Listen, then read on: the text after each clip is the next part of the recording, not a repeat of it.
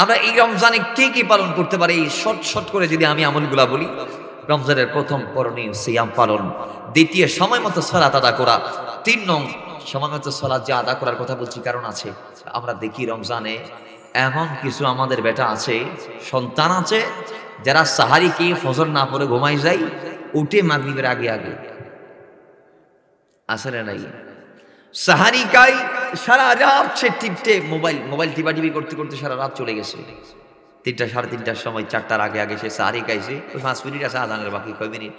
5 minute. এই 5 minute সে ধৈর্য ধরতে পারে নাই, শয়তান তো বন্দি, কিন্তু ইতের নফস তারা বলতেছে একটু আরাম কর না, তুই কি কর, আরাম কর। তখন নফসের তাবেদারি করে সে ঘুমিয়েছে। তো এক গমে ফজর গেল, জোহর গেল, আসর গেল, মাগরিবের আগে আগে সে চেতন হইল, আসরে নাই। তো আসতে বলেন আসরে নাই। এইভাবে কি রমজানকে পালন করা যাবে? এভাবে কি রোজা হয়? না, রোজা এক ফরজ, নামাজ 5 ফরজ দৈনিক। ডেলি রোজা একটা, নামাজ 5 ওয়াক্তে 5 বার, একটার চেয়ে কি একটা কম। সালাতুল মাকতুবার মধ্যে নামাজ সবার আগে। বাবার আমার এই জন্যই আমাদের কি রমজানের সময় মতো সালাত আদায় করতে হবে। 3 নং সহিভাবে কোরআন তেলাওয়াত করতে হবে। 4 নং অপরকে কোরআন পড়া শেখাইতে হবে। 5 নং সাহারি খাইতে হবে। 6 নং সালাতুত তারাবি পড়তে হবে। সমাজে আমরা দেখি রমজানের আগমনের পরবর্তী 1 সপ্তাহ মোটামুটি মসজিদ ফিলা, মাঝখানে 20 দিন কোনো মুসল্লি নাই, ওই সবে কদরের দিন আবার সবাই ঢুকবে। কথা ঠিক নেই? আমি কি বানায় বলতেছি? এগুলো এই সমাজের চিত্র বলতেছি, আমি দৃশ্য বলতেছি। এই জন্যে সালাতুত তারাবি মিস করা যাবে না। সমাজে এমন কিছু বান্দা আছে কোজের আমি সহিহ কোরআন তেলাওয়াত জানি না। তা আমি বলবো সহিহ কোরআন তেলাওয়াত জানা না থাকলে আপনি যদি একটি মাস ধারাবাহিকভাবে খাতমে তারাবিটা আদা করতে পারেন, তাহলে খাতমে তারাবি আদা করার কারণে আল্লাহ সুবহানাহু ওয়া তাআলা আপনাকে কোরআন খতমের সওয়াব দিবে। মাথায় রাখবেন, কোরআন রমজানে 1 খতম, কোরআন পড়লে যে সওয়াব, শুনলে কি সওয়াব। তো কোরআনে এক খতম রমজানে দেওয়া মানে অন্যান্য মাসে 10 থেকে 700। সুবহানাল্লাহ। আর একটু জোরে বলেন। অন্য মাসে 700 খতম দিলে যে সওয়াব, এই মাসে 1 খতম দিলে সেই সওয়াব। এরপরে 7 নং বেশি বেশি কোরআন তেলাওয়াত করা। 8 নং রবের হরদম হামেশা শুকর আদা করা। হাঁটতে, বসতে, চলতে, ফিরতে, উঠতে, ঘুরতে, ফিরতে সব সময় রবের শুকর আদা করবেন। আলহামদুলিল্লাহ। এই রমজান আমাদের জিকির হোক আলহামদুলিল্লাহ, আলহামদুলিল্লাহ, আলহামদুলিল্লাহ। আমাদের নিঃশ্বাসে, বিশ্বাসে, কদমে কদমে আমরা যদি রবের শুকর আদা করতে পারি, তাহলে রব আমাদের নিয়ামত বাড়িয়ে দিবেন ইনশাআল্লাহ। জুড়ে বলে ইনশাআল্লাহ। এরপরে কল্যাণ কাজ, ভালো কাজ বেশি বেশি করা। 9 নং 10 নং সালাতুত তাহাজ্জুদ পাঠ করা, আদায় করা। কিয়ামুল লাইল যাকে আমরা বলি, আমরা তো সচরাচর পুরো বছরে তাহাজ্জুদ নামাজের ধারে কাছে যাইতে পারি না। অন্তত রমজানটাকে আপনি তাহাজ্জুদ দিয়ে কাটান, আল্লাহ আপনার জীবনকে দামি বানাবে। পড়ি আমিন। এরপরে 11 নং বেশি বেশি পরিমাণ সদকা করা, দান করা। 12 নং উত্তম চরিত্র গঠনের অনুশীলন করা। খোদার কসম, ওই আমরা একটা কথা বলি না, অভ্যাস মানুষের দাস। মানুষ অভ্যাসে কাঙ্গা, যে যেটা করে সেটা তার অভ্যাস হয়েছে। আপনি টানা 1 মাস রবের ইয়াদগারির মধ্যে থাকলে রমজান পরবর্তী পরের মাসে আপনি কি রবকে বলতে পারবেন? একটু জোরে বলেন। আপনি 1টা মাস আল্লাহকে দেন, আমি আপনাকে কথা দিচ্ছি আপনি আর আল্লাহকে ছাড়বেন না ইনশাআল্লাহ। এজন্য রমজানে নিজের চরিত্রকে ডেভেলপ করতে হবে, উন্নত করতে হবে, নিজেকে প্র্যাকটিস করতে হবে। আল্লাহ রাসূলের দ্বীনকে সঠিকভাবে মানার মুখ্যম সুযোগ হচ্ছে মাহে রমাদান। আল্লাহ আমাদেরকে করার তৌফিক দান করুন, আমিন পড়েন। এরপরে 13 নং ইতিকাফ করা। ইতিকাফের অনেক ফজিলত আছে। রাসূলুল্লাহ এক হাদিসে বলেছেন 2টা হজ 2টা উমরার সওয়াব রমজানের শেষ দশকে ইতিকাফ করলে। আর অসংখ্য ফাজাইল আছে, আল্লাহ আমাদের করার তৌফিক দান করুন, আমিন। 14 নং দ্বীনের দাওয়াতের কাজ করা।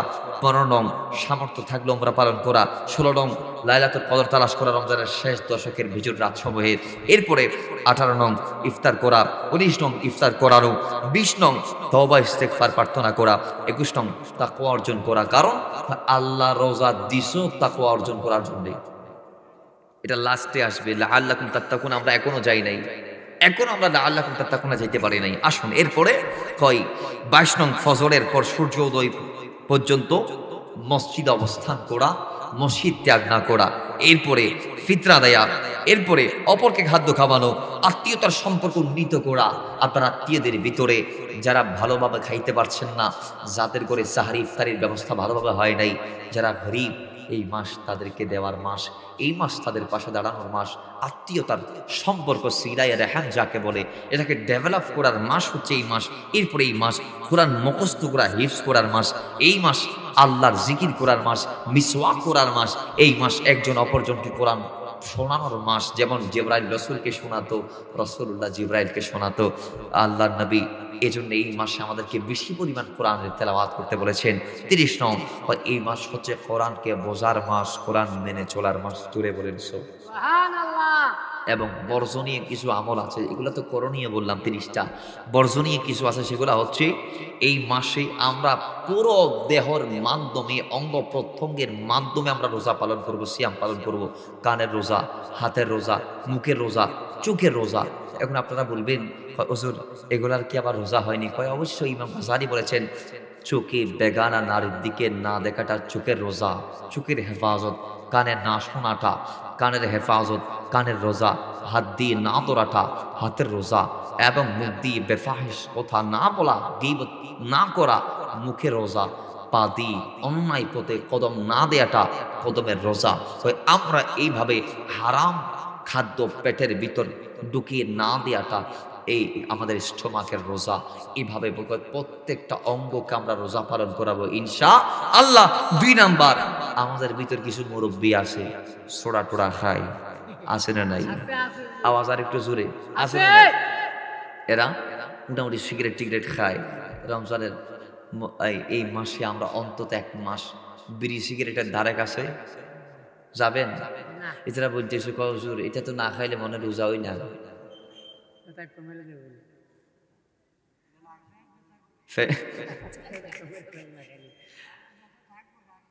রে আর বাজান কইতেছে পেট ব্যথা করে এটা না খাইলে।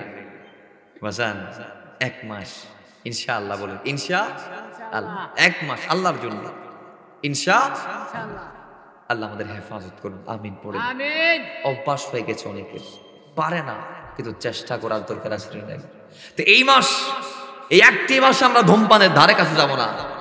এরপরে 3 নাম্বার, আমাদের যুবক যারা আছেন, আপনাদের মোবাইল, এই 1টি মাস যেন আপনাদের থেকে মোবাইলে কেড়ে না নেই। আপনাদের কাছে দাবি থাকবে, ইন্টারনেট, ওয়াইফাই, মোবাইলের ইউজ এই মাসে আমরা না করলে আমাদের জন্য শ্রেয় হয়। আর যদি করতে হয় তাহলে কোরআন তেলাওয়াত শুনবো, সুন্নি উলামাদের ওয়াজ শুনবো। কথা ঠিক কি না? আওয়াজ জুড়ে ঠিক কি না? এরপরে 4 নং, রাগকে নিয়ন্ত্রণে রাখবেন, মাথা ঠান্ডা রাখবেন। রাগকে সংবরণ করতে হবে এই মাসে। 5 নং, বেবিচার করা যাবে না, জেনা করা যাবে না। 6 নং, সুদ ঘুষ অন্যায় করা যাবে না। 7 নং, হারাম বক্ষণ করা যাবে না। 8 নং, মানুষকে ঠকানো যাবে না, কাঁদে বেজাল দেয়া যাবে না, মানুষকে ধোঁকা দেয়া যাবে না। 9 নং, অশ্লীলতার পরিহার করতে হবে। আজকের সমাজ, আমরা সামাজিক যে প্ল্যাটফর্মগুলো দেখছি, আমাদের যেই ফেসবুক, টুইটার, ভাইবার, টিকটক, ইউটিউব, এই ধরনের যে সোশ্যাল নেটওয়ার্কিং এর সাইটগুলো আছে, আমরা দেখছি প্রত্যেকটা সাইটে প্রায় নগ্নতা দিয়ে ভরপুর। তা ঠিক কি না? অর্ধুলঙ্গ মহিলারা অর্ধ কাপড় পরে ভিডিও বানাচ্ছে। আর আমার মুসলমান যুবক যদি রোজা নিয়ে সেই ভিডিও দেখে, তাহলে এটা রোজা আসে না গেছে? আওয়াজ আসতে না জোরে, রোজা আসে না গেছে? এই জন্য এগুলার থেকে দূরে থাকতে হবে, অশ্লীলতা পরিহার করতে হবে। 10 নং, গীবত মুক্ত রোজা আমরা পালন করবো ইনশাআল্লাহ। আমরা দেখি রোজাও রাখে, মুখ দিয়ে গীবতও মারি দিই, আছে না নাই? আর যেটা একটু আগে বললাম, অশ্লীলতা, আমাদের মহিলারা এই রে রমজান মোবারকে তারা মার্কেটিং করতে যায়, মেকআপ টেকআপ মারি, কোথায় তাদের পর্দা? বাজারও ভিতরে লাগে, হাঁটন যায় না। আর মাজান কইতেছে, তাহলে আর মা বোন যারা আছেন, আর কথা যারা শুনতেছেন, আপনাদেরকে, আপনারা যদি পরিবর্তন করতে চান, তাহলে এই 1টি মাসে নিজেকে ছেড়ে দেয়া যাবে, ইচ্ছা মতো চলা যাবে না। এটা নিজেকে পরিবর্তন করার জন্য আল্লাহ দিয়েছেন। এবং আপনি যদি পরিবর্তন করতে না পারেন, রাসূল বলেছেন আপনি ধ্বংস হয়ে যান। জিবরাইল আপনাকে ধ্বংসের জন্য দোয়া করেছেন, রাসূল আমিন বলে দিয়েছেন। তাহলে নবীজির বদদোয়া থেকে বাঁচার জন্য হলেও এই একটি মাসকে ভালোভাবে কাটার দরকার আছে না? আওয়াজ আরো বাড়বে, আছে না নাই? এরপরে 11 নং অহংকার যারা করি আমরা, হিংসা যারা করি, যারা আরেকজনের সফলতা দেখলে জ্বলি, এগুলা চলা যাবে না।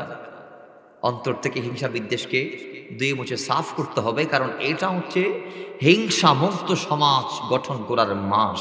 জুড়ে বলেন এরপরে 12 নং, আমাদের সমাজ আমরা দেখি কিছু বান্দা আছে যাদের মটকা গরম, মাথা গরম, এই জন্য স্ত্রীর উপরে পৈশাচিক নির্যাতন চালায়, আছে না নাই? কোথায় কোথায় মেয়ে, সেখানে সেখানে লাথি, মিনিটে মিনিটে ঘুষি, কিলাকিলি, রেসলিং, বক্সিং স্বামী স্ত্রীর মাঝে চলে কি চলে না? আওয়াজ জুড়ে চলে কি চলে না? এগুলা করা যাবে? বউ ফিরিত তারিবার না, না ফারিবার হনিন সিটাঙ্গে বাসা বুঝিলে বুঝুন, ন বুঝিলে কিছু করিব না। এক হই দিন বউ ফিরিত ফাইতেন ন, বউরে মারি ফাইতেন ন, বউকে মারা যাবে না, বউকে পেদানি দেওয়া যাবে, স্ত্রীকে নির্যাতন বন্ধ করতে হবে রমজান মোবারকে। এখন অনেকে খুশি খুশি, তাহলে 11 মাস মারবো আর কি না, বাকি 11 মাসও মারা যাবে। আচ্ছা, আপনি কারে মারতেছেন? হাত একটা যদি ভাঙ্গি যায় আজীবন আপনাকে ফালতে হবে না ওনার? হাত থাকলে কাজ করবে আপনারা, এখন ওই হাত আপনি মারি ভাঙ্গি দিয়েছেন, আপনি তো আপনি নিজেরে নিজে শেষ করে দিলেন, রাগের মাথায় আপনি নিজে নিজেরে শেষ করে দিলেন। এই জন্যে সতর্ক থাকবেন, এরা ভুল করবে, এটা স্বাভাবিক। রাসূলুল্লাহ বলেছেন নারীদের আকল কম, এদের আকল কম, আমাদের অর্ধেক, এরা কম বুঝে ভুল বেশি করবে। আমাদেরকে ক্ষমার মানসিকতা পোষণ করতে হবে, তাদেরকে ক্ষমা করে দিতে হবে, তাদেরকে আমরা ক্ষমা করলে আমাদেরকে আল্লাহ ক্ষমা করবে। জোরে বলি সুবহানাল্লাহ। আল্লাহ এই মন মানসিকতা আমাদেরকে লালন করার তৌফিক দান করুন, আমিন পড়েন। এরপরে 13 নং, লোক দেখানো ইবাদত অন্তত রমজান আল্লাহর রাস্তায় বন্ধ করুন। মানুষকে দেখানোর জন্য এই রমজানে একটা কাজও করা যাবে না, কারণ আসসামু লি, আল্লাহ বলছেন রোজা আমার। রোজা কার জন্য? আমার জন্য, আমি আল্লাহর জন্য। ওয়া না আজজি বিহি, এর জাযা দেব আমি আল্লাহ। এরপরে কয় প্রতারণা বন্ধ করতে হবে। সমাজ আমরা দেখি প্রতারণার ফাঁদে সবাই জড়িয়ে আছে, একজন আরেকজনের সাথে প্রতারণা করে একজন আরেকজনকে ঠকায়, এটা করা যাবে না। এরপরে 15 নং যেটা পরিহার করবে সেটা হচ্ছে নির্দয়া। আমরা একজন আরেকজনের প্রতি একদম মারাত্মক লেভেলে চরমপন্থায় পৌঁছাই যাই, একটা ছোট্ট ভুলকে কেন্দ্র করে আমরা বিরাট বিরাট সংঘর্ষ রণক্ষেত্র তৈরি করি। এই সমাজের মানুষ আমরা, কথা ঠিক নেবে ঠিক? এগুলা করা যাবে না, করা যাবে না। এই জন্য নির্দয়া পরিহার করবেন, দয়াবান হন, আল্লাহ আপনার উপর দয়া করবেন। আল্লাহ আমাদের ওইভাবে রমজানকে কাটার তৌফিক দান করুন, আমিন পড়েন। তো মুহাব্বতে দরদ পড়ে আল্লাহুম্মা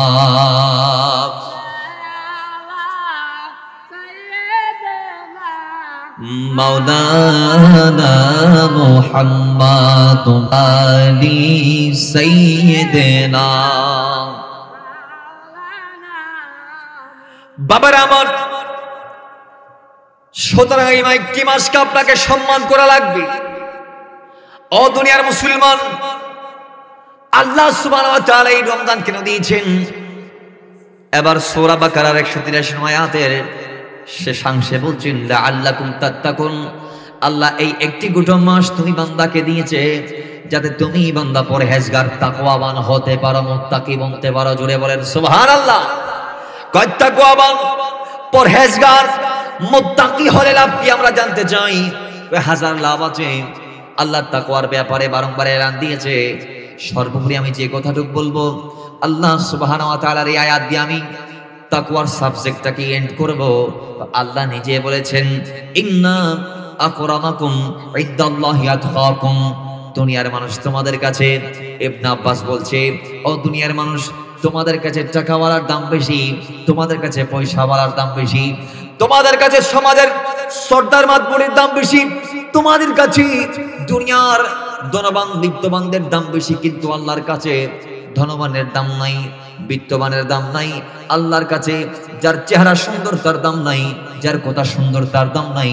আল্লাহর কাছে তিনি দামি, তিনি আল্লাহর কাছে মর্যাদাবান, যার অন্তরে আল্লাহর ভয় আছে। জোরে বলে সে যদি সুইপার হয়, সে যদি রিক্সাওয়ালা হয়, সে যদি নাইট গার্ড হয়, সমস্যা নাই, তিনি আল্লাহর কাছে দামি। দুনিয়ার মানুষ আজকে তো সালাম দেয় টাকাওয়ালাকে, দুনিয়ার মানুষ আজকে সম্মান করে পয়সাওয়ালাকে, দুনিয়ার মানুষ আজকে সালাম দেয় সুদীকে, দুনিয়ার মানুষ সালাম দেয় নেতাকে, রিক্সাওয়ালার কেউ সালাম দেয়, বাড়ির দারোয়ানরা কেউ সালাম দেয়? দারোয়ানের দাড়ি যদি সাদা হয়, দারোয়ানের দায়িত্ব হচ্ছে 24 ঘন্টা যারা আসবে ওই বিল্ডিং এর ভিতর ভাড়াটিয়ারা, তাদেরকে আসসালামু আলাইকুম স্যার বলে বলে একটা সেলুট দেয়া। তো সালাম কি আল্লাহ দারোয়ানের উপর ফরজ করছে?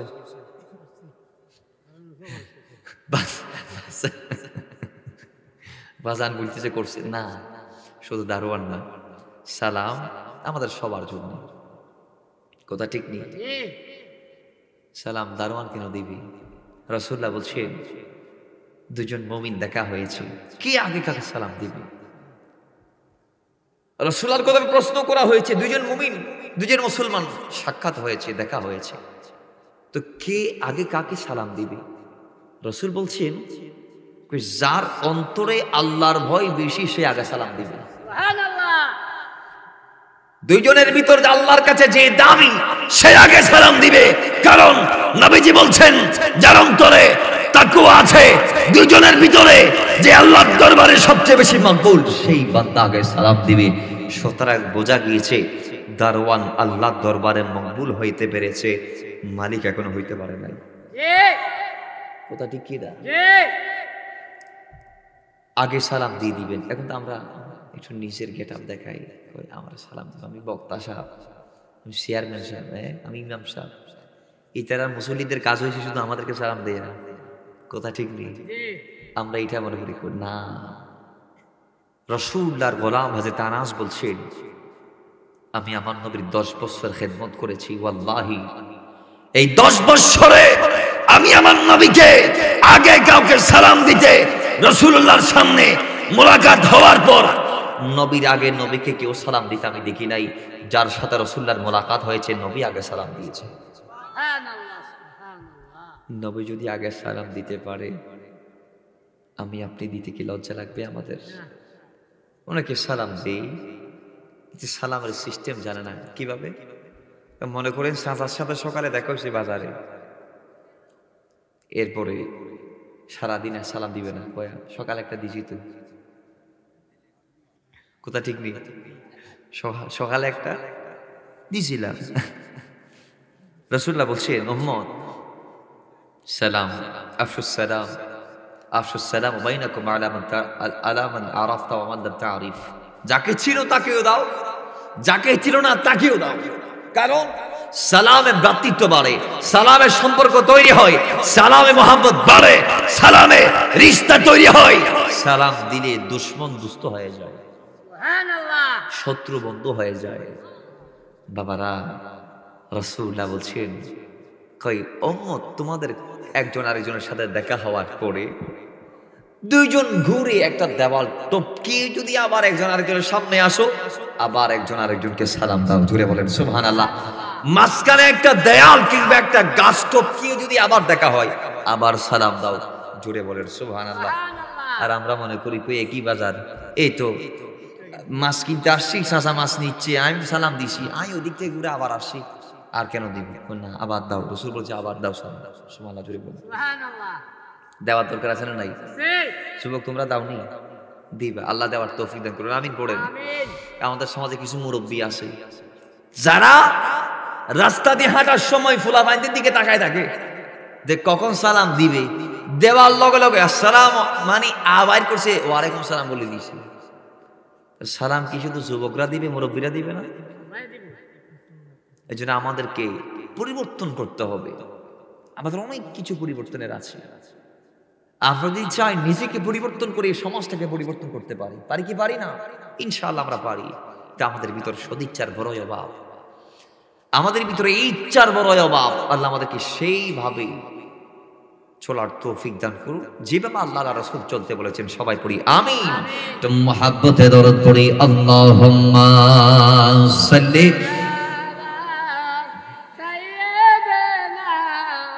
মাওলানা মুহাম্মদ ওয়া আলা আলি সাইয়্যিদিনা।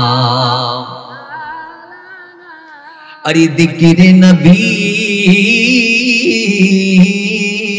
में जो दिन गुजरे वो दिन सबसे अफजल है। जिक्रे नबी में जो दिन गुजरे वो दिन सबसे अफजल है। याद नबी में रात जो गुजरे, याद नबी में रात जो गुजरे कि उससे बेहतर रात नहीं जितना दिया सरकार ने मुझको। अल्लाहुम्मा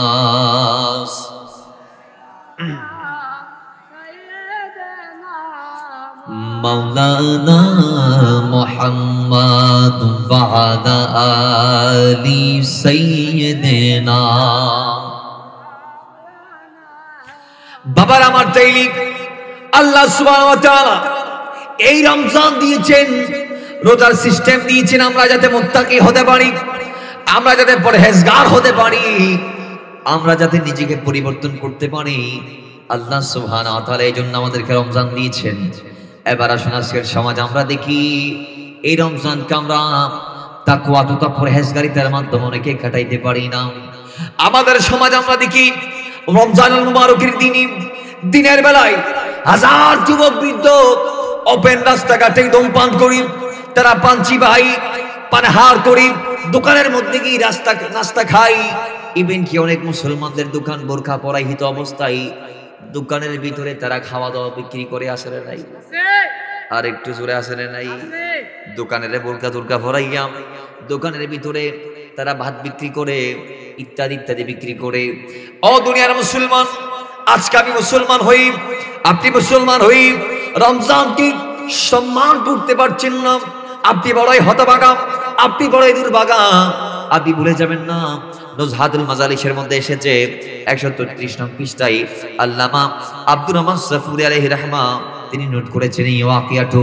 কয় ওই বুখারা শহরে একজন অগ্নি পূজনক, সে মুসলমান নয়, বিধর্মী, সে তার সন্তানকে নিয়ে মুসলমানদের বাজার দিয়ে রমজানের দিনে যাচ্ছিলেন।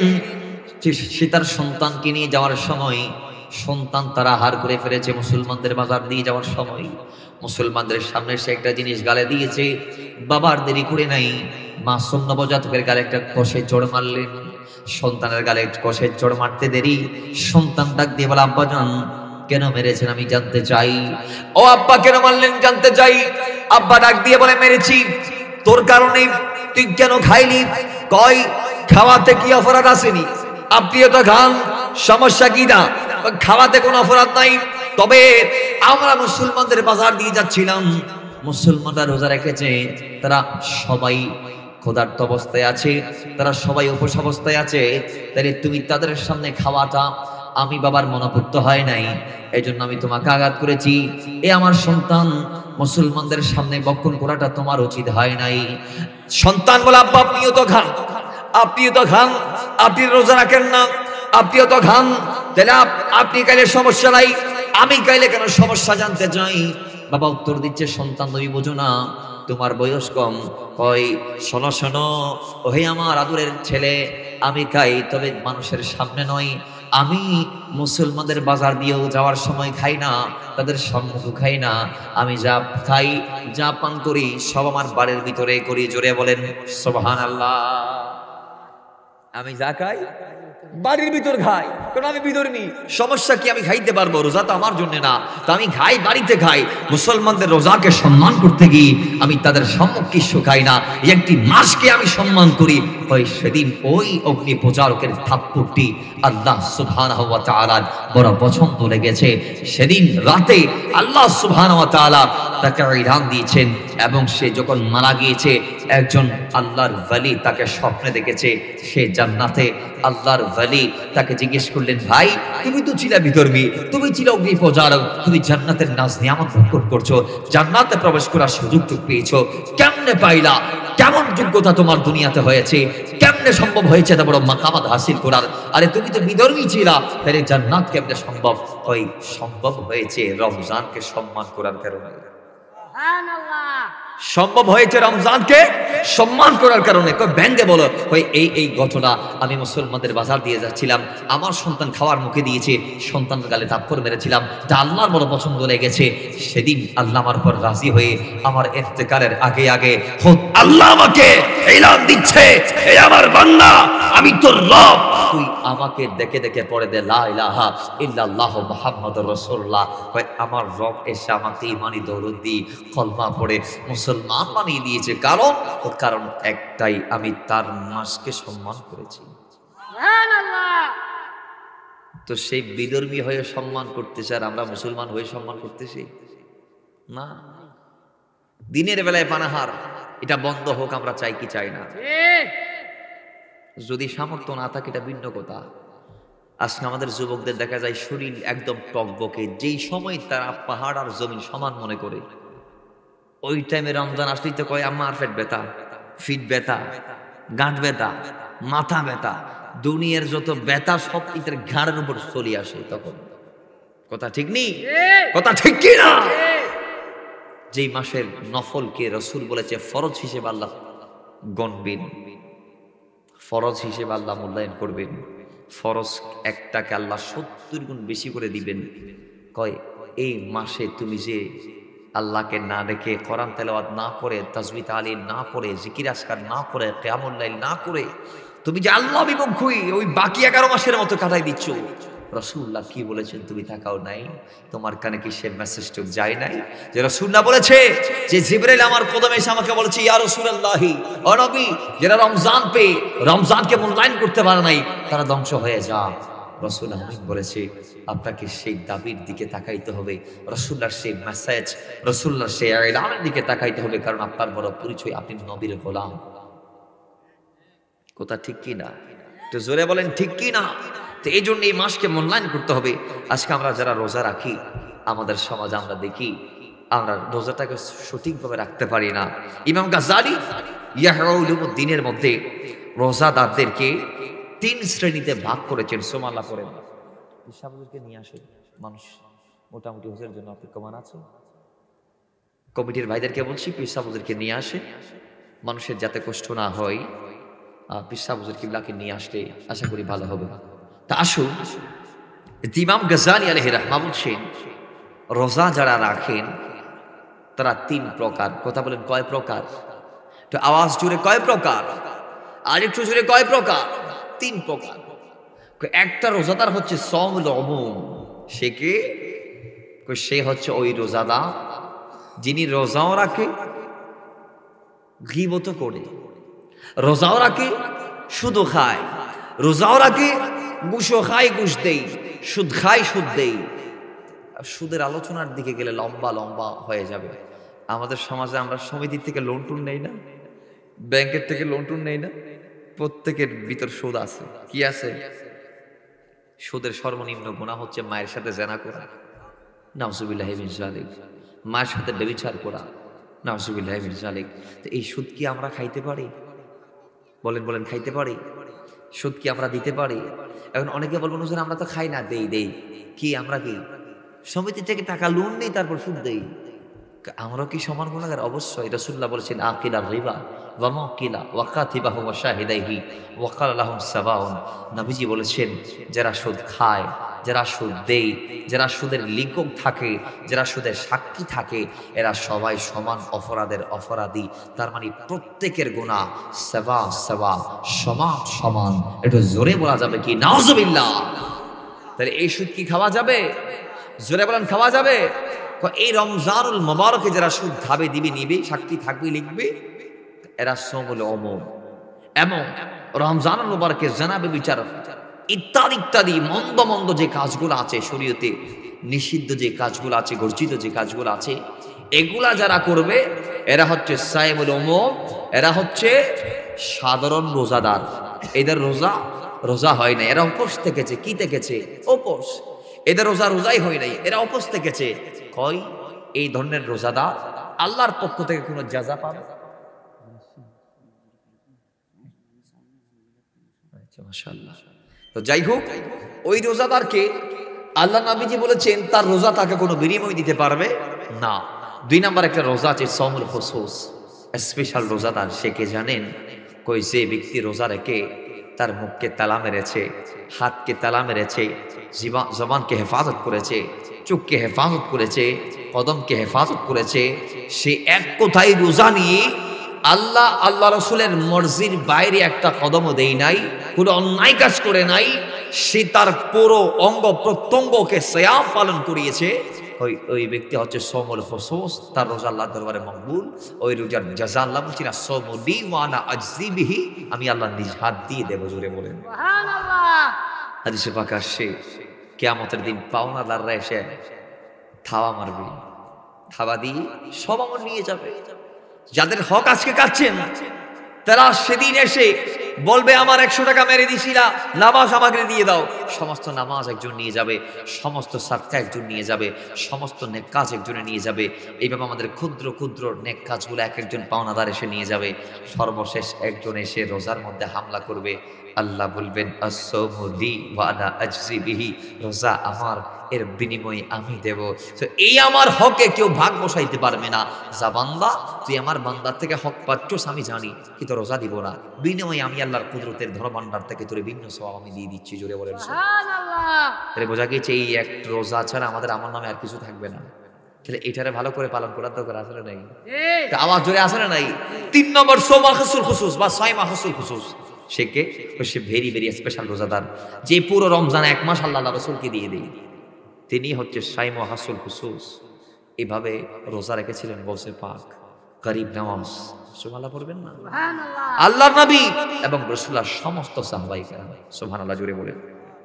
আল্লাহ আমাদেরকে এই প্রসেসে মাহে রমজানের প্রত্যেকটা ক্ষণকে, মুহূর্তকে ইবাদত, রিয়াদত, সিয়াদত, গোলামির মাধ্যমে, রবের ইয়াদগানির মাধ্যমে, হাবিবি কিবরিয়ার দরুদ সালামের মাধ্যমে কাটানোর তৌফিক এনায়েত করুন। আমিন।